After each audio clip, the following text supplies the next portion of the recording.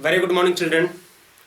बच्चों, जो आज हम लोगों की टॉपिक है वो है इलेक्ट्रिसिटी का 03 पार्ट। इलेक्ट्रिसिटी के 03 पार्ट की अगर बात करें तो आज जो हम लोगों की टॉपिक होने वाली है वो हम लोग जो 02 लेक्चर में पढ़े थे उसी को थोड़ा सा हम लोग आगे बढ़ाएंगे। 02 लेक्चर के बारे में अगर बताएं तो वहां पे आप लोगों को बताया गया था ओम्स लॉ के बारे में, ठीक है। और बताया गया था कि ओम्स लॉ बहुत ही इंपॉर्टेंट टॉपिक है जिससे रिलेटेड क्वेश्चंस आप लोगों के बोर्ड एग्जाम में पूछे गए थे। ओम्स लॉ की अगर बात करें तो यहाँ पे एक वर्ड आया था रेजिस्टेंस, और रेजिस्टेंस को बताया गया था resistance is a property of material. ये मटेरियल की क्या होती है? प्रॉपर्टी ऑफ मटेरियल और wire which resist the flow of charge. जो चार्ज फ्लो करता है किसी भी कंडक्टर में या किसी भी मेटल में, उसके फ्लो होने में वो क्या करता है? ऑब्स्टैकल की तरह एक्ट करता है, वो रुकावट बनता है। तो रेजिस्टेंस था, यहाँ पे आप लोगों ने देखा था, और फॉर्मूला यहाँ पे आप लोगों ने देखा था V = IR, और ये फॉर्मूला बताया गया था न्यूमेरिकल पर्पज से भी, और लॉ में इस चीज को मेंशन करना बहुत ही मैंडेटरी है, ठीक है। तो इसी सेशन को हम लोग थोड़ा सा आगे कंटिन्यू करेंगे, कुछ कॉन्सेप्ट V = IR से रिलेटेड देखेंगे, और फिर हम लोग रेजिस्टेंस पे बात करेंगे कि ये रेजिस्टेंस कौन कौन से ऐसे फैक्टर पे डिपेंड करता है जो रेजिस्टेंस की वैल्यू को इंक्रीज भी कर सकता है और डिक्रीज भी कर सकता है, ठीक है। तो आइए स्टार्ट करते हैं। जो टॉपिक है ओम्स लॉ से रिलेटेड टॉपिक एक लोग हम लोग उठाते हैं। V = IR की बच्चों अगर हम बात कर रहे हैं तो यहां से एक चीज आप देख रहे हो, ये लॉ जो बताया गया था, ये कॉन्सेप्ट से आया था कि V क्या होगा? वो I के प्रोपोर्शनल होगा। मतलब क्या है कि अगर V इंक्रीज कर रहा है तो I भी क्या करेगा? इंक्रीज करेगा। अगर V डिक्रीज कर रहा है तो I भी क्या कर रहा होगा? डिक्रीज कर रहा होगा। और एक चीज और यहाँ पे बताई गई थी आपको कि जो V/I का रेशियो मिलेगा वो क्या मिलेगा? कांस्टेंट मिलेगा। और ये कांस्टेंट है क्या? R है। मीन्स R की वैल्यू क्या होगी? वो कांस्टेंट मिल रही होगी, ठीक है। ये चीजें इसलिए बताई जा रही है क्योंकि ये ग्राफ आप लोगों को देखना है, और जिसे बोला जाता है graph between V versus I। Voltage और करंट के बीच में हम लोग ग्राफ देखते हैं, ठीक है। तो ये ध्यान रखो कि वोल्टेज और करंट के बीच में जो ग्राफ मिलता है, अगर मान लीजिए ये एक्सिस कौन सी है? X axis. ये एक्सिस कौन सी है? Y axis. जब वोल्टेज प्रोवाइड करेंगे तब हमको करंट मिलेगा, ठीक है। तो अगर हम ले लें इस एक्सिस पर, हम ले लेते हैं कि एक्सिस है वोल्टेज की V है, या मान लीजिए कि V इस पर ले लेते हैं। इस पर क्या है? वोल्टेज है, और इस पर क्या है? करंट है। वोल्टेज और करंट यहां पे आप लोगों को मिला, ठीक है। अब देखो, जब ग्राफ ड्रॉ किया जाता है इस पे, तो जिस रेस्पेक्ट में वोल्टेज इंक्रीज करता है उसी रेस्पेक्ट में करंट इंक्रीज करता है, और जो ग्राफ मिलता है हमेशा क्या मिलता है? स्ट्रेट लाइन मिलता है। ये ध्यान रखोगे कि V और I कर्व जब हम किसी भी कंडक्टर के लिए अगर ड्रॉ कर रहे होंगे तो वो हमेशा क्या मिलेगा? स्ट्रेट लाइन मिलेगा, मीन्स लीनियर ग्राफ हमको मिलेगा। तो ये ग्राफ इंपॉर्टेंट है, ध्यान रखना कि वोल्टेज और करंट के बीच में जब भी हम ग्राफ ड्रॉ करेंगे तो वो क्या मिलेगा? हमेशा स्ट्रेट लाइन मिलेगी, ठीक है। अब ध्यान दो, मैथमेटिक्स में एक टर्म पढ़ोगे क्लास 10th में, और वो टर्म आएगा आप लोगों का स्लोप का, ठीक है। स्लोप का मतलब होता है कि जो कर्व है वो कितना एंगल बना रहा है, ठीक है। वो इससे कितना एंगल बना रहा है हॉरिजॉन्टल एक्सिस से, ठीक है। तो इसमें स्लोप की अगर बात कर रहे होगे, स्लोप को बस जनरली समझ लो।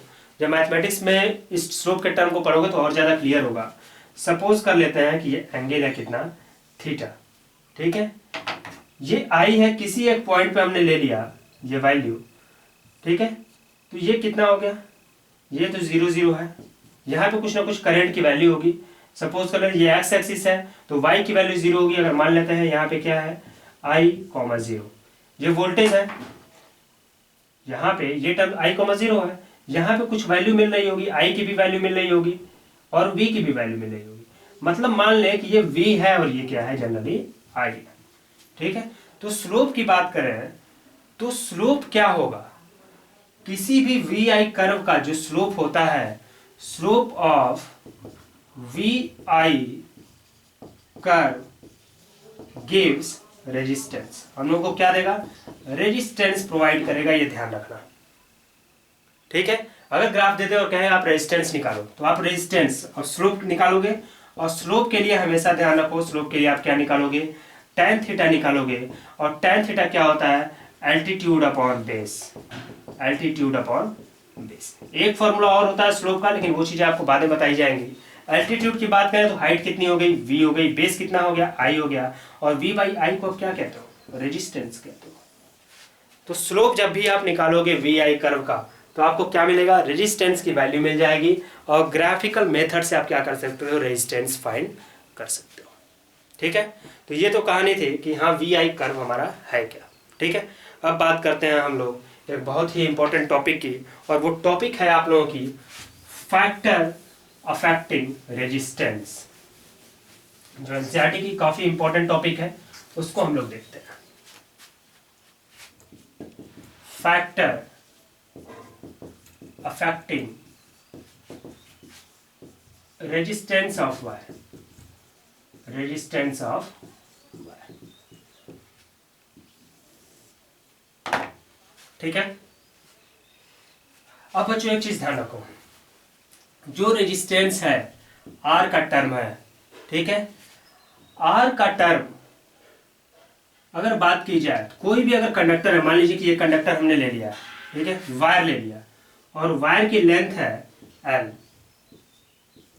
ठीक है, और इसकी जो cross section area, cross section area का मतलब होता है कि अगर कोई वायर है, ये अगर वायर है तो क्रॉस सेक्शन एरिया का मतलब हो गया ये पोर्शन, ये एरिया, जो ये एरिया हमें दिख रही है। ठीक है, तो ये एरिया अगर आपको दे रखा है A, ठीक है, तो रेजिस्टेंस ये ध्यान रखोगे, रेजिस्टेंस किसी भी कंडक्टर के लेंथ पर भी डिपेंड करता है, और रेजिस्टेंस वो किस पर डिपेंड करता है? एरिया पर भी डिपेंड करता है। इसके साथ साथ रेजिस्टेंस जो है वो किस मटेरियल से ये आपका वायर बना हुआ, उस मटेरियल पे भी डिपेंड करेगा। मतलब आप क्या कह सकते हो? Resistance depend upon the length of conductor, resistance also depend upon the area of conductor, and resistance also depend upon the nature of material, material के नेचर पर भी डिपेंड करेगा। ठीक है, तो थोड़ा सा और आप लोगों के दिमाग में आ रहा होगा कि सर जो फॉर्मूला हम लोगों ने देखा था V equal to I R, तो यहां से अगर देखें तो यहां से तो ये समझ में आ रहा है कि रेजिस्टेंस जो है वो V पे भी डिपेंड कर रहा है, रेजिस्टेंस जो है I पे भी डिपेंड कर रहा है। लेकिन ये चीज आप लोग दिमाग से निकाल दोगे, रेजिस्टेंस कभी भी वोल्टेज पे डिपेंड नहीं करेगा, और रेजिस्टेंस कभी भी करंट पे डिपेंड नहीं करेगा। Resistance always depend upon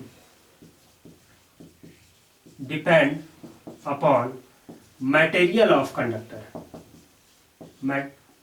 nature of material, sorry nature of material, वो हमेशा मटेरियल पे डिपेंड करेगा। तो ये तो पॉइंट है, पहला point, R depend upon nature of material. Second, resistance depend directly to the length of conductor, length of material, material के लेंथ पे डिपेंड करेगा। मीन्स रेजिस्टेंस क्या लिख सकते हो? Directly proportional to L। ये हो गया, इसको मान लेते हैं ये फर्स्ट इक्वेशन है। रेजिस्टेंस ऑल्सो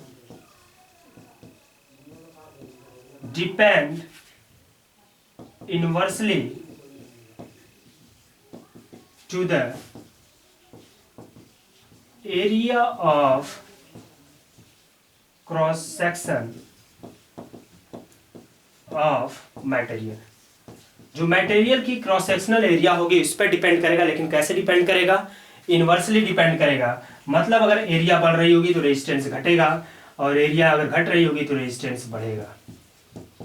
तो ये दो टर्म फ्रेंड्स, यहां से अगर पूछा जाए, ये टॉपिक अगर आपसे पूछी जाए कि बताओ कि किस किस फैक्टर पे रेजिस्टेंस डिपेंड करता है, तो आप क्या बोलोगे?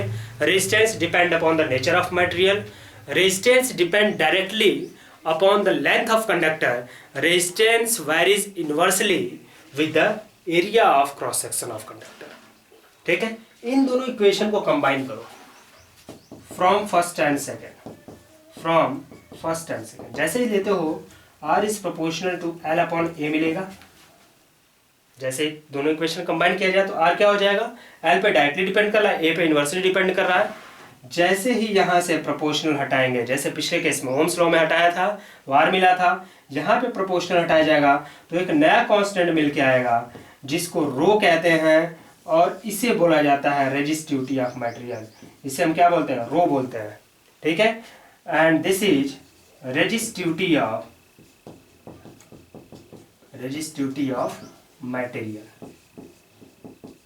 अब रेजिस्टिविटी ऑफ मटेरियल की बात करें तो ये है क्या, ये कैरेक्टरिस्टिक प्रॉपर्टी है, कैरेक्टरिस्टिकल प्रॉपर्टी ऑफ मैटर। ये मैटर के कैरेक्टरिस्टिक पे डिपेंड करता है, ठीक है। अब ये ध्यान रखो, यहां देख रहे हो कि resistance equal to rho L by A, R equal to rho L by ए।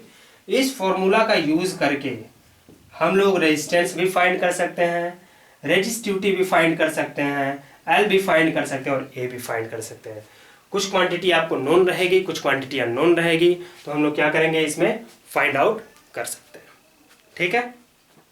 अब ध्यान रखो, रेजिस्टेंस जिसका कम होगा उसमें करंट ज्यादा फ्लो करेगी, क्योंकि रेजिस्टेंस क्या है, पाथ में हिंड्रेंस का काम कर रहा है, रुकावट का काम कर रहा है। अगर रुकावट कम होगा तो चार्ज इजिली फ्लो करेगी, और चार्ज इजिली फ्लो करेगी तो करंट ज्यादा फ्लो करेगा। मीन्स रेजिस्टेंस, यहां से 2-3 पॉइंट हम लोग मेंशन कर लेते हैं नोट बना के।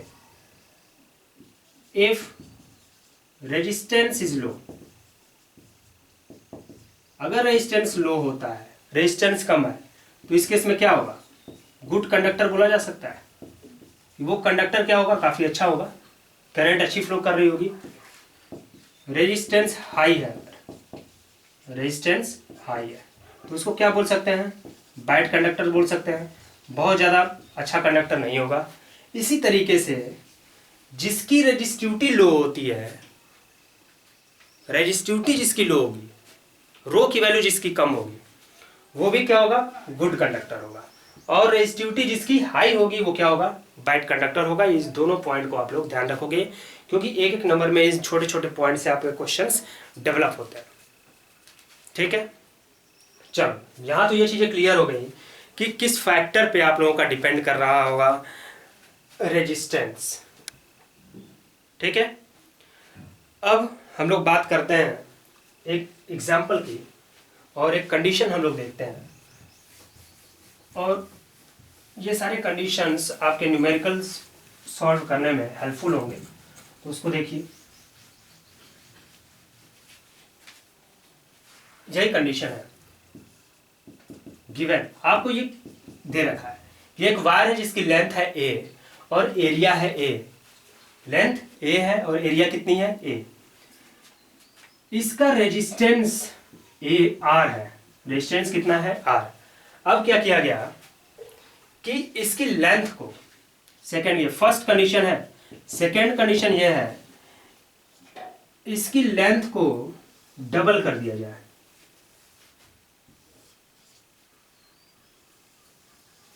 इस वायर की लेंथ को डबल कर दिया जाए तो नया रेजिस्टेंस जो हमें मिल रहा होगा वो कितना होगा। If length of conductor is double then what is new resistance, नया रेजिस्टेंस हमें कितना मिलेगा, न्यू रेजिस्टेंस आपको कैलकुलेट करना है। ये क्वेश्चन है, क्वेश्चन क्या है, a wire of length L having cross sectional area A of a resistance R, if the length of wire is double then what would be the new resistance। उस case में नया resistance क्या होगा ये आपको calculate करना है, ठीक है। देखो यहाँ पे तो रेजिस्टेंस आपने निकाल लिया R है, ठीक है। अब यहाँ देखो ये है 2L, यहाँ पे अगर हम बात करें R की, तो R क्या होगा, रो L बाई ए मिलेगा ये टर्म, ठीक है। यहां पे अगर बात करें तो रेजिस्टेंस अगर निकालोगे R न्यू की, तो क्या होगा रो। एल की बात करें तो एल कितना है 2L। एरिया की बात करो, जब लेंथ इसका डबल करोगे तो एरिया कितनी हो जाएगी, हाफ हो जाएगी। किसी भी कोई भी कंडक्टर है, ये है एल लेंथ का, इसको खींच कर डबल करो तो एरिया इसकी घटेगी, तो एरिया कितनी हो जाएगी A/2। तो यहाँ पे कितना मिल जाएगा A/2। अब देख रहे हो ये टर्म क्या आ जाएगा रो, 2 ऊपर जाएगा 4L/A, और ये मिल जाएगा 4ρL/A। 4ρL/A की बात करो तो क्या है R है। तो नया रेजिस्टेंस जो मिलेगा वो कितना मिलेगा, 4 गुना मिल रहा होगा। अगर वायर की लेंथ को डबल कर दिया जाए, एरिया उसकी हाफ हो जाएगी, तो उस केस में जो न्यू रेजिस्टेंस हमें मिल रहा होगा वो पुराने रेजिस्टेंस का हमेशा 4 गुना होगा। तो ये कॉन्सेप्ट को आप लोग ध्यान रखोगे, न्यूमेरिकल में इन सब चीज़ों का यूज होगा। ठीक है, तो आज बच्चों यहीं पे टॉपिक हम लोग क्लोज करेंगे, और जो नेक्स्ट सेशन हम लोगों का स्टार्ट होगा वो रेजिस्टेंस पर ही सेशन है, और वहाँ पढ़ेंगे हम लोग कॉम्बिनेशन ऑफ रेजिस्टेंस। और कॉम्बिनेशन ऑफ रेजिस्टेंस की बात करें तो बहुत ही इंपॉर्टेंट टॉपिक है, जिससे न्यूमेरिकल्स हमेशा एग्जाम में बने हैं।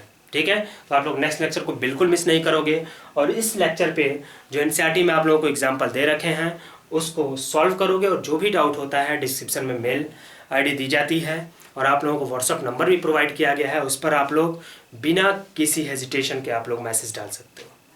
ओके बच्चों, thank you so much, have a nice day.